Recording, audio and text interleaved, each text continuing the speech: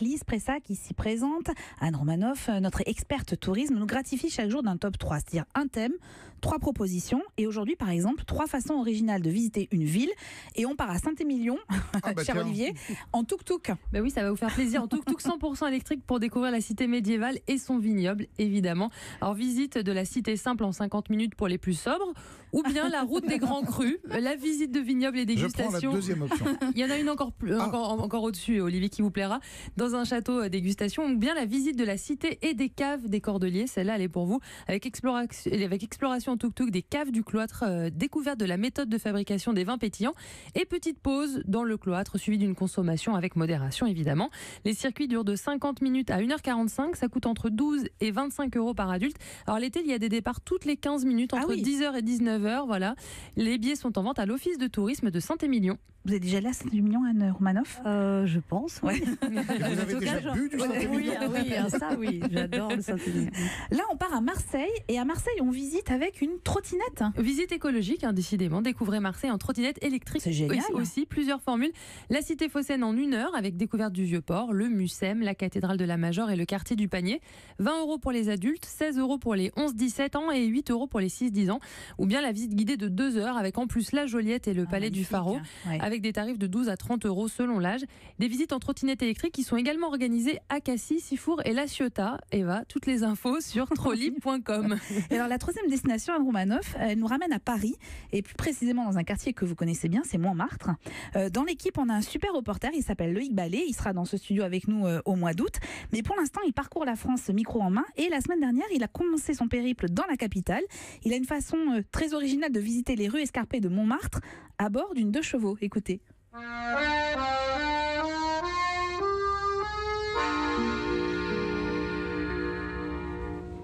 Rue Le Pic, dans le marché qui s'éveille dès le premier soleil, sur les fruits et les fleurs viennent danser les couleurs. Rue Le Pic. Alors là, nous sommes au 54 rue Le Pic. Bonjour Jean-Marc. Il fallait que je vienne vous retrouver au 54 rue Le Pic. On est au 54, devant la maison de Van Gogh, là où Vincent Van Gogh habitait.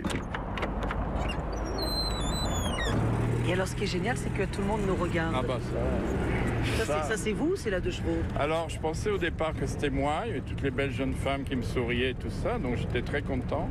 Jusqu'au moment où je me suis quand même aperçu que c'était un peu la voiture. Donc j'étais assez déçu, puisque en rentrant en métro, personne ne me regarde. Alors, Jean-Marc, racontez-moi, nous sommes... On est rue Le Pic. Rue Le Pic. C'est pratiquement l'artère centrale de Montmartre. Ah bah, et pourquoi on dit Montmartre? Montmartre. Le mont Martyr.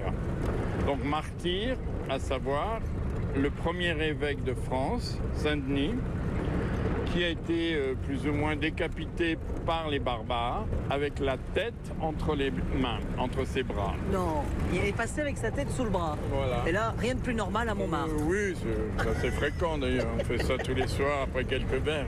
D'accord. Et donc, on le voit quelque part ici d'ailleurs. Alors, il y a une statue qu'on verra dans 2-3 minutes, une statue de Saint-Denis. Et près de cette statue, il y a aussi la fameuse fontaine de la statue. Ah, et qu'est-ce qui aurait la possibilité de rendre les femmes fidèles. D'accord, ça ne marche pas pour les hommes. Non. Là, on arrive vers une adresse emblématique, là, non? Alors, on arrive d'abord aux vignes de Montmartre, qui restent... Les dernières vignes de Paris? Presque. Ah, d'ailleurs, les premiers cépages d'ici s'appelaient les piccolo. Piccolo, qui veut dire petit en italien. Et on aurait pris le mot piccolo pour le fameux verbe argotique, picoler. Ah, c'est pas vrai.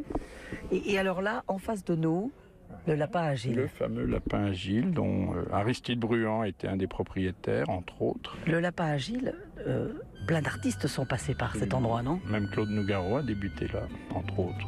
Ah oui, quand même. Brassens y a chanté. Tant pis pour vous si la place du tertre a préféré Montmartre. Si le lapin agile inspire à Utrio bien mieux que l'opéra. On vous laisse vos tours Eiffel et Montparnasse. On vous laisse nos marches pour grimper jusque-là.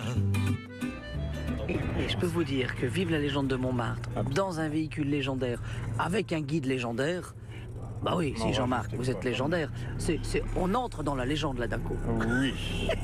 Façon de voir N'ayons les pas peur de choses. le dire, n'ayons pas peur de le dire. Façon de voir les choses. Le ciel sans lune. C'était Loïc Ballet à bord d'une 2 chevaux dans les rues escarpées de Montmartre.